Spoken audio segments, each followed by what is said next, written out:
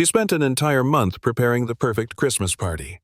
Every detail, from the flowers, the lights, the menu, was chosen by her own hands, because she believed it would be the happiest night of her life. But at midnight, while everyone raised their glasses in celebration, she quietly stepped into the elevator, pulling along a small suitcase she had packed long before. On the vanity table, she left behind a divorce letter already signed. No accusations, no resentment, only one final line. I no longer have the strength to wait for you to come back. Meanwhile, her husband, the real estate millionaire, was still standing beside another woman, smiling, radiant, completely unaware that his wife had just disappeared. Only left a letter, one night. But a decision that would last a lifetime. A story that makes millions of women ask themselves, if it were me, would I have the courage to walk away? If you've ever kept silent to protect someone who no longer protected you, don't skip this story, because maybe you'll see yourself in it. Victor Harrington sat high above Houston in his glass tower office. The skyline stretched like a kingdom below him. CNBC played on a giant screen. Texas, Billionaire of the Year. Assistants rushed in and out. Schedules stacked, contracts waiting, calls from every corner of the world. His empire grew with each signature, each meeting, each handshake. Money was no longer a measure. He had more than he could ever spend. Fame was no longer a dream. It had already crowned him. Every corridor he walked echoed with respect, with fear, with admiration. Yet, in the brief pauses between meetings when the glass reflected his face, the mask slipped. Behind the title, behind the empire, there was emptiness. His eyes carried a shadow that no amount of success could erase. At night, the tower gleamed brighter than the stars above. But inside, the silence pressed heavy. Victor often stared at the skyline, searching for something he could not name. He was at the height of power, yet a stranger to his own heart. And in that emptiness, the story of Celeste began to return, though he did not know it yet. It was during a high-stakes presentation that she appeared. Celeste. The room was filled with men in suits, voices sharp with numbers and ambition. Then she entered, poised, calm, a presence that shifted the air itself. Her steps were steady, her gaze direct. Confidence radiated without effort. She spoke, and the room quieted. Charts and data filled the screen, yet no one seemed to see them. They watched her. Every word carried clarity. Every pause demanded respect. Victor sat among the executives, arms crossed, prepared to dismiss. But as Celeste laid out strategies with precision, something stirred. It was not her words alone, but the force behind them, a quiet authority, born from struggle, not privilege. Others scribbled notes, eager to capture her points. Victor, instead, watched her face, the line of her jaw, the fire in her eyes, the refusal to shrink, even in a room designed to silence voices like hers. In those minutes, power shifted. Not in contracts or money, but in presence. Celeste commanded it, and Victor felt, for the first time in years, that something beyond wealth could disarm him. The meeting ended. Papers gathered, voices rose again, yet Victor remained still. His eyes lingered where Celeste had stood. She walked past him, a faint smile touching her lips. It was small, almost unnoticed, but for Victor, it split the armor he had worn for decades. He caught her gaze, steady, unafraid, with a warmth that unsettled him. For years, he had believed power was enough, that control, deals, and endless victories would fill the void inside him. But one glance, one smile, revealed what he lacked. He felt the moment slow. The sound of chairs scraping, shoes clicking on marble floors, faded into silence. There was only her face, her presence, her quiet strength. Victor inhaled sharply, but said nothing. He did not chase her. He did not need to. Something had already shifted. When she disappeared into the hallway, the emptiness returned, sharper now, because he had seen what could fill it. Victor left the boardroom not as a victor, but as a man unsettled. His empire was intact, but his heart had been shaken in a way no rival had ever managed. It started with small invitations. Coffee after long meetings. Dinners that stretched into hours. Celeste spoke of her childhood, growing up with little, yet holding on to hope. She told stories of nights spent studying by candlelight, of a mother who taught her pride when the world tried to strip it away. Victor listened, not out of courtesy, but hunger. These were truths he had never lived. Each word was a window into resilience he could not buy. In return, he shared his climb, the years clawing for recognition, the ruthless choices, the loneliness of victory. His voice softened when he admitted what few had heard, that success had cost him peace. They laughed, too, about trivial things, about music, about food, about the absurdity of wealth. For the first time, Victor was not the billionaire, the headline, the empire. He was simply a man, and in Celeste's eyes he saw no calculation, no fear, only honesty, only presence. Those nights became the ground beneath them. A bond formed, not in contracts or riches, but in shared wounds and fragile dreams. It was the beginning, and, for Victor, it felt like the first true beginning of his life. It was Christmas Eve. The rooftop of the Harrington Tower glowed with strings of lights. Below, Houston shimmered like a sea of stars. Victor stood in silence for a moment, watching Celeste take in the view. She wore a simple coat, her face lit by the glow of the city. Then he stepped forward, heart pounding. He knelt. A man who commanded empires dropped to one knee. The night stilled. Even the air seemed to pause. "Celeste," he said softly, voice unsteady, "you are the foundation of my life. Without you, everything I've built is nothing." Snowflakes drifted down, rare and fragile in Texas, like a blessing. Celeste gasped, her hand rising to her lips. In his hand lay a ring. Not just diamonds, but a promise, a future he had never dared to dream. Tears filled her eyes, but she smiled. "Yes, Victor, 1,000 times, yes." Laughter broke from them both, carried into the night sky. The world below buzzed with noise and movement. But on that rooftop, it felt as if only the two of them existed. A love sealed under falling snow. A miracle written in winter. Months later, Houston prepared for what papers called the wedding of the century. But for Celeste, it was more than a headline. It was the day her two worlds united. The garden overflowed with flowers, white roses and lilies spilled across every path. She walked slowly down the aisle, her gown a river of satin, her veil catching sunlight. Victor stood waiting, eyes fixed only on her. For once, not as the billionaire, but as a man stripped bare of pride. Their vows were soft, yet carried weight that stilled the crowd. He promised not wealth, not power, but himself. She promised not perfection, but unwavering presence. When rings slid onto fingers, applause rose like thunder. Yet, within the noise, there was intimacy. Victor kissed her hand. Celeste whispered his name. The press wrote of luxury, of elegance, of Houston's elite gathered in one place, but those who looked closer saw something else. Two souls from different pasts bound by choice. For Victor, it was victory beyond money. For Celeste, it was recognition beyond beauty. For both, it was love, made real in the sight of the world. They flew to Switzerland, a place where mountains touched the sky and lakes mirrored the heavens.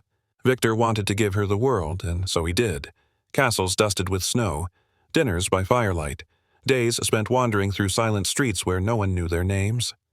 One evening, in a hall of stone lit only by torches, music failed. The record scratched. Silence filled the air.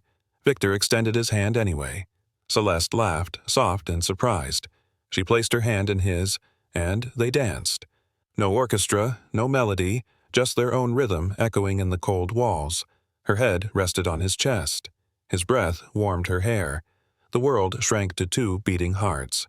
"If this is a dream," Celeste whispered, voice trembling, "I don't want to wake up." Victor closed his eyes. He held her tighter. In that fragile moment, the empire, the titles, the noise of ambition, all dissolved. There was only love, raw, unmeasured.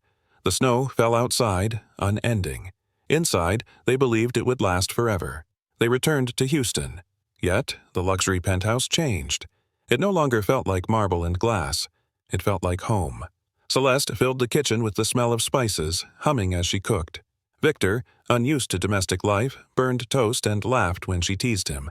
Nights stretched with long calls across the couch. He handled business while she read beside him. Sometimes they spoke, sometimes silence was enough. They dreamed aloud. Children with her smile, his stubbornness. A house filled with warmth instead of grandeur. Simple wishes, but real. Victor often paused during work, watching her from across the room. She did not wear jewels. She wore presence. and for him it was more dazzling than gold. Friends visited, surprised to see the billionaire sweeping floors, chopping vegetables, even carrying groceries. But Victor smiled. In Celeste's laughter, he found more wealth than contracts ever brought. It was ordinary, it was fragile, and it was the happiest Victor had ever been. Yet happiness, like glass, can crack when least expected. It began subtly, a tremor in her hand. A moment of dizziness she brushed aside, but one evening, during a celebration, it could no longer hide. Guests filled the hall with chatter and clinking glasses. Victor stood tall, recounting stories of triumph. Celeste smiled, raising her glass. Then her knees buckled. The glass slipped, shattering on marble. Laughter froze. Gasps rose from every corner. Victor dropped his words mid-sentence. He rushed forward, arms catching her before she struck the ground. Her face was pale, her breath shallow. "Celeste!" His voice cracked, raw, tearing through the room. The music stopped. The party dissolved into whispers. Victor carried her out, eyes wide with fear. For the first time, power meant nothing. In the quiet that followed, he laid her down, his hands trembling. She tried to smile, to calm him, but her body betrayed her. And in that moment, Victor realized the empire he built could not protect her. The night ended not with celebration, but with dread.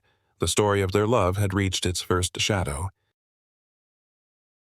Hospitals replaced parties. White walls, steady beeps, and the hush of worried footsteps. Victor sat rigid, his hand gripping Celeste's when the doctor entered. The man's voice was calm, but the words struck like iron. "A rare autoimmune disorder," he said. "It will attack the nerves. It will weaken the muscles. The journey ahead will be long, and it will be hard." Silence pressed down. Celeste stared at the floor, her lashes trembling. Victor swallowed, jaw tight, as if refusing to accept what he heard. "How long?" he forced out. The doctor hesitated. "There is no cure, only treatment. We can slow it, but it will change everything." Celeste turned her face away, tears slipping before she could stop them. Victor leaned closer, whispering, "We will fight this." His voice was sharp, urgent, as if he could command the illness like he commanded business empires. But in that sterile room, power meant nothing. Money meant little. The man who conquered markets sat powerless, staring at the woman who had given him her life. The diagnosis was not only cruel, it was final. Night fell. Machines hummed softly beside the bed. Celeste lay pale, her breaths uneven. Victor sat close, hands wrapped around hers. He leaned down, his voice breaking. "I'll bring the world to save you, Celeste. Whatever it takes. I'll buy time. I'll buy hope. I'll give you everything." Her eyes opened slowly. They glistened, not with hope, but sorrow. She squeezed his hand with fragile strength. "You already gave me the world," she whispered. Her voice was thin, but it cut deep. "All I need is you here. Not the empire, not the noise. Just you." Tears filled his eyes. He had never been asked for so little, and never felt so powerless to give it. In that room, no title mattered. No award, no deal, no fortune, only the warmth of two hands holding on against the dark. Victor bowed his head beside her. Celeste closed her eyes, comforted not by promises of riches, but by the simple truth of his presence. It was not wealth she sought. It was love. And in that moment, he finally understood. Days turned into weeks. Treatments began.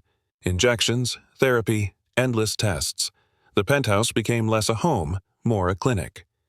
Victor hired the best doctors. Specialists from across the country arrived, carrying hope in briefcases. Machines filled their rooms. Charts covered the walls. Celeste endured. Her body weakened, yet her spirit fought. She bit her lip through pain, refusing to cry where others could see. Only in the quiet of night did tears slip free. Victor never left her side. He read medical journals late into the morning. He learned to lift her gently, to help her stand, to wheel her across the polished floor. The empire still demanded him. Phones rang, contracts waited, but he ignored them. His world had shrunk to one woman's struggle. Each small progress felt monumental. A hand lifted, a word spoken. A step, though shaky, was celebrated like a victory in war. But alongside progress came setbacks. Fevers, fatigue, nights when she could not rise at all. It was a battle with no clear end. And Victor, once the master of certainty, now lived by faith alone. Not every day held hope. Some were heavy with despair. Celeste wept quietly one morning, her body refusing to move. "I'm a burden," she sobbed. "You didn't marry me for this." Victor knelt before her, his eyes fierce. "Then I'll be your legs. I'll be your strength. If you fall, I'll carry you. That's my vow." She shook her head, tears streaming. "You don't deserve this pain." He took her hand, kissed it gently. "Your pain is mine, and I would choose it again because it means choosing you." On the hardest nights he read to her, poems about light, verses about survival. His voice was rough but steady, filling the silence with words that lifted her beyond the walls. Sometimes she smiled faintly, forgetting pain for a moment. Sometimes she closed her eyes and simply listened, letting his devotion wrap around her. Outside, the city roared with business and ambition. Inside, their world shrank to whispers and tears. They were two souls holding each other through the storm, refusing to let go. One dawn, after weeks of struggle, Celeste tried again. Victor stood close, arms ready, as she placed trembling feet on the floor. Her body shook, her hands gripped his shoulders. Step by step, she forced herself forward. She faltered, nearly collapsing, but she did not stop. Sweat dampened her brow, her lips pressed tight with determination. And then, a single step held, then another. She stood, fragile but upright. Victor's breath caught. His heart pounded as if he had won the greatest battle of his life. He wanted to cheer, but he only whispered, "That's it, my love. That's you." Celeste raised her chin. Though her body trembled, her eyes shone with fire. She turned to the window, where dawn spilled over Houston. Light painted her face gold. In that glow, she was not weak. She was radiant. She was alive. Victor held her hand, trembling with awe. For the first time in months, he saw not illness, but triumph. Hope had not died. It had simply been waiting, and that morning it rose with the sun. Weeks later, the house felt alive again. Celeste worked from the living room, laptop balanced on her knees. Numbers filled the screen, graphs lined with precision. Her voice, still soft from illness, carried its old sharpness. She explained a marketing trend to a colleague online, each point delivered with clarity. Victor lingered in the doorway, watching. The room was filled with ordinary light, yet for him it was extraordinary. She was not just surviving. She was herself again. Sharp, brilliant, unshaken in spirit. Celeste caught his gaze, smiled knowingly. "Still think I'm fragile?" she teased. He crossed the room, kissed her forehead. "You're stronger than anyone I know." Her laughter rose, light and certain. Victor's chest tightened. It was the same laughter that had once undone him, years ago in that boardroom. The same eyes that had commanded his respect before they commanded his love. For a moment, he forgot illness. He forgot fear. He saw only the woman who had changed his life. And in that moment of quiet joy, he remembered why he had fallen in love, not with beauty alone, but with fire, with intellect, with resilience. But peace never lingered long. News broke of a billion-dollar project collapsing in downtown Houston. Legal battles loomed. Investors demanded answers. The Harrington empire trembled. Phones rang without pause. Meetings stacked until midnight. Every hour brought a new fire to put out. Victor returned to the storm, his days filled with headlines and negotiations. His voice sharpened. His steps quickened. Assistants trailed him with folders, begging for signatures. Celeste watched from the window as he left each morning, tie tight, jaw clenched. At night, he returned late, shoulders heavy, eyes clouded. His hand no longer lingered on hers. His gaze drifted toward unread documents even at the dinner table. She said nothing, but she felt the shift. The man who had once knelt at her bedside now knelt before contracts and crises. Victor told himself it was temporary. Just business. Just a survival. Yet, with each call, each meeting, he stepped farther from the quiet moments that had once saved him. The city buzzed with whispers of downfall. And Celeste, alone in the penthouse, wondered if storms outside could break what they had built inside. In the chaos, a new figure emerged. Sloane. Young, striking, with eyes that missed nothing. She was appointed as project manager, hailed as the rising star who could steady the collapsing empire. The press called her brilliant, fearless, destined for power. Photos of her graced business journals. Her name carried weight overnight. Victor noticed her immediately. In boardrooms, her voice cut through noise with precision. She challenged, she argued, she solved problems others could not. Colleagues admired her drive. Victor admired her control. Celeste heard the name often. Sloane this, Sloane that, from Victor's rushed explanations. She smiled politely, but unease tugged at her. Late one evening, Victor returned with exhaustion in his eyes, yet when he spoke of Sloane's progress, there was light in his voice. He praised her insight, her speed, her fearlessness. Celeste listened quietly, hands folded. She knew admiration when she heard it. Admiration that once belonged only to her.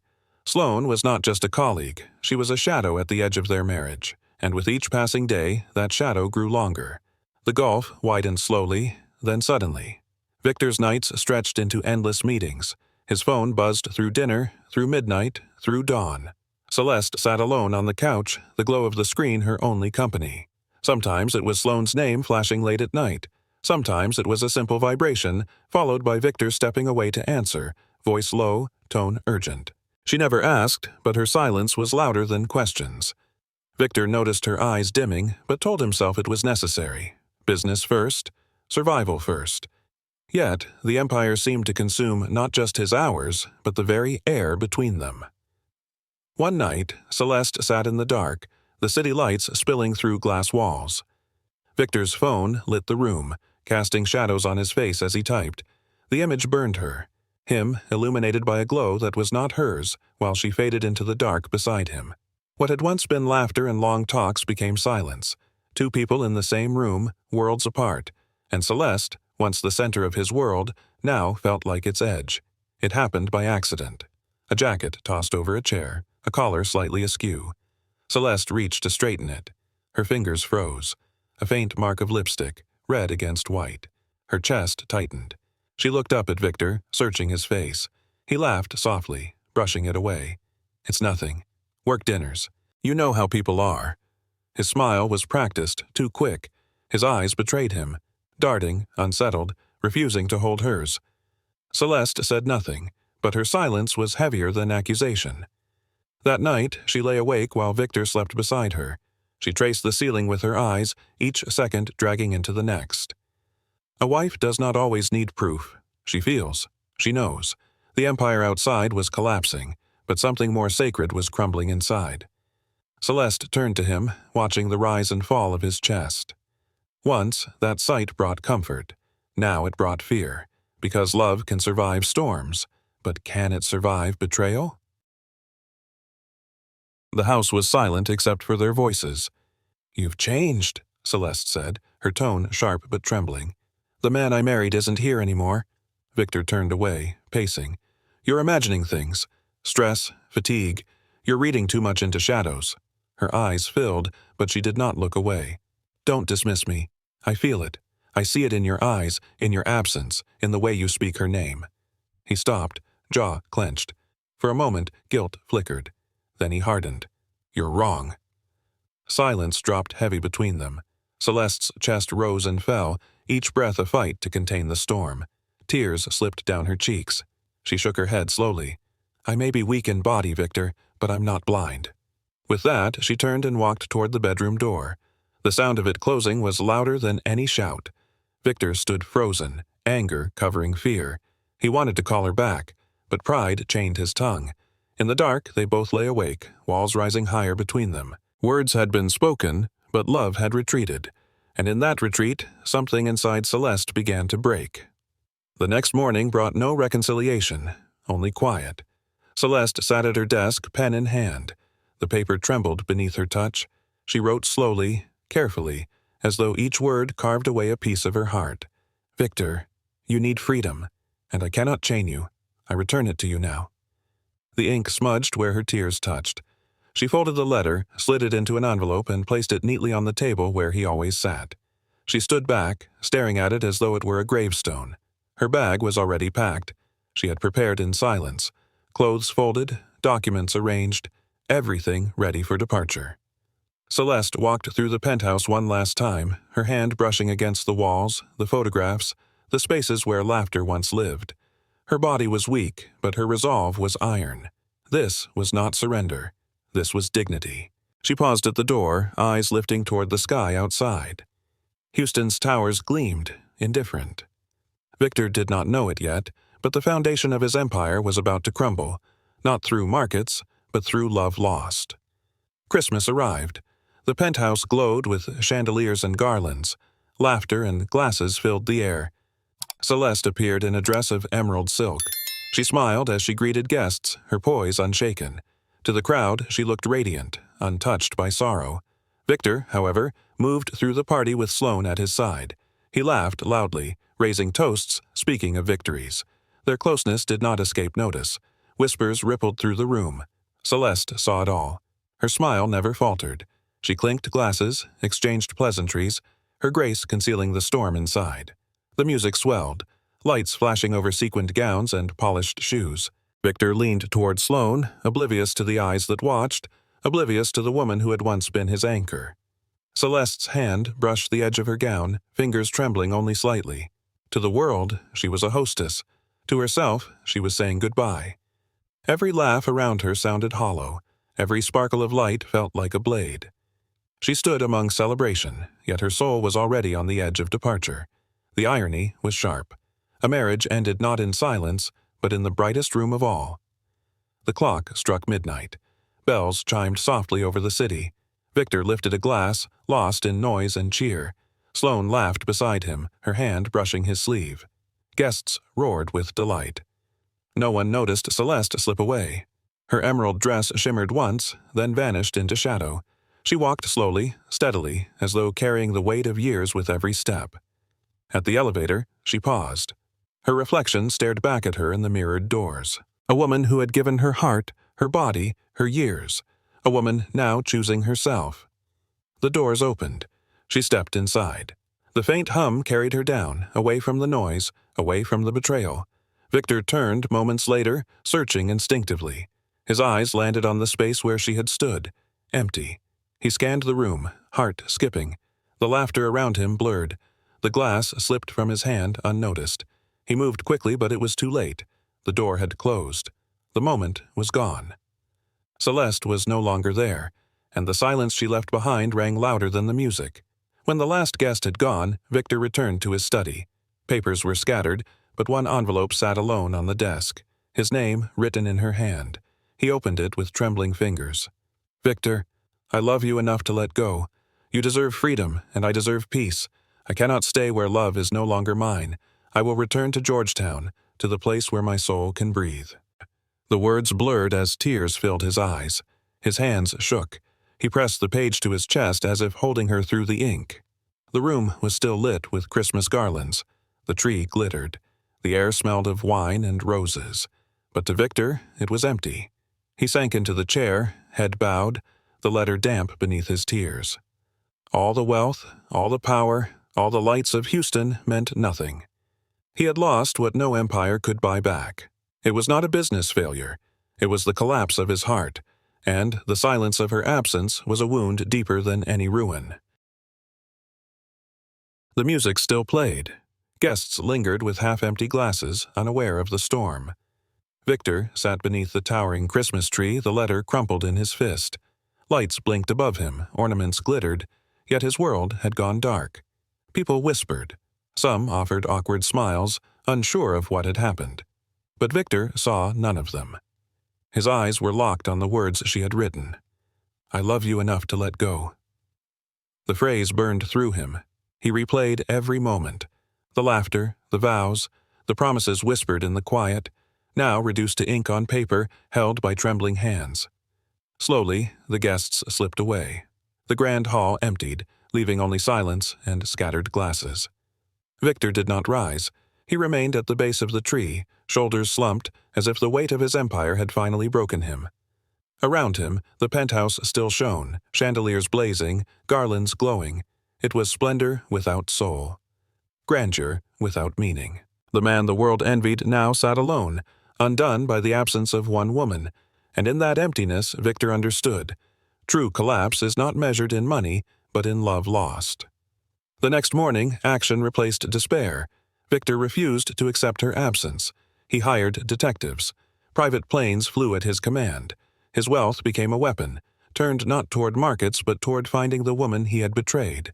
Every lead was a spark of hope. Every dead end was another knife. Reports trickled in. Sightings blurred, rumors false. He chased shadows through airports, hospitals, small towns. Each time he arrived, she was gone. The empire ran without him. Investors muttered, colleagues panicked. But Victor cared only for the trail. At night, he sat in hotel rooms, the letter folded in his pocket, reading it again and again. The paper grew worn, the ink smudged, but he could not let it go. In dreams, he saw her turning away, emerald dress shimmering as the elevator closed. He woke gasping, reaching into emptiness. Money could buy planes, informants, endless resources. But it could not buy the one thing he craved, her forgiveness. The search stretched on, desperate, relentless, and with each passing day, hope thinned, until even Victor began to fear she was lost forever. Far from the noise of Houston, Celeste found refuge in Georgetown. She returned to a quiet temple, a place she had known in her youth. Its wooden doors opened to silence, to chants that flowed like water, to the stillness she craved. There, she sought healing, not only for her body, fragile and trembling, but for her spirit. She sat in meditation, learning to breathe again, to forgive herself for holding on too long, to release the weight of betrayal. Monks guided her gently, teaching her that peace was not the absence of pain, but the presence of acceptance. Each day she walked the temple gardens. She touched the carved stones, the prayer flags drifting in the wind. In her weakness she discovered strength. For the first time in months, Celeste smiled without force. It was not joy, but clarity. She was not defined by being wife or mistress, possession or sacrifice. She was herself, and in that quiet, she began to love again. Not Victor, not the life she had left, but the fragile, enduring soul within her. Victor's search led him at last to Georgetown, not through money, but through persistence. He entered the temple garden at dawn. There she was, seated beneath a tree, sunlight breaking over her face. He froze. All the words he had rehearsed dissolved. He did not speak of business, of mistakes, of excuses. He simply wept. From his pocket, he drew a small keychain, a silver coffee cup, worn with age. "The first day," he whispered, "when you changed everything." Celeste looked at the token. Memories flashed. Laughter in that cafe. Dreams shared across chipped mugs. Her lips parted, but no words came. She did not rush to him. She did not embrace. She only met his gaze. In her eyes there was no anger now, only light, steady, and unyielding. She had survived. She had found herself. Victor bowed his head, tears falling to the earth, and though silence stretched between them, it was not empty. It was the beginning of something neither could yet name. Not the old love, but perhaps a truer one, born from pain. Their story did not end with crowns or contracts, but with truth. Victor had once believed money could conquer all. He had built towers, commanded armies of workers, and bought the admiration of a city. Yet none of it saved him from losing the woman who mattered most. Celeste had once believed love meant endurance, that silence, sacrifice, and loyalty could hold a marriage together, but she discovered love begins with dignity, with choosing life, even when it means letting go. Together, they learned, wealth fades, fame crumbles, power shifts. But the right to live, the right to be loved with honesty, these are treasures no empire can buy. Theirs was not a fairy tale. It was broken, scarred, and unfinished. Yet within those scars lay a truth stronger than perfection. If this story touched your heart, take a moment to reflect. Would you walk away, as Celeste did, to protect your soul? Or would you fight, as Victor did, to reclaim what was lost? Share your thoughts below, and if you wish to hear more stories of love, loss, and redemption, subscribe to stay with us, because sometimes the lessons of the heart are worth more than all the riches in the world.